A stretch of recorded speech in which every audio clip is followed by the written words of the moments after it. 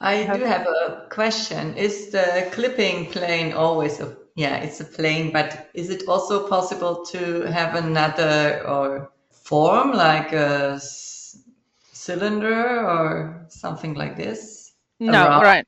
No, right now it's just a plane, but you can think of it as a box because we have a depth option Yeah. now.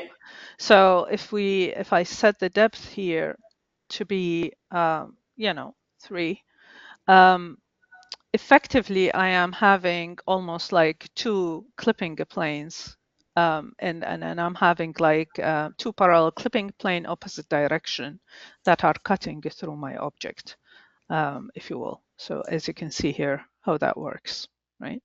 But you don't have a specific shape, and you cannot change it from a plane to more jagged kind of shape at this point. That's gonna can fake it by actually creating a cylinder and intersecting with the objects and deleting whatever is around it or hiding it and splitting it through. You are actually changing your model, but you can think of a clipping a plane as it's only visual.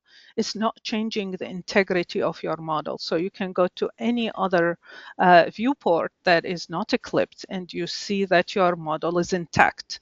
When you select the foundation is intact, there is no trick. You're not physically clipping the model, but you can extract these intersections, as we will see.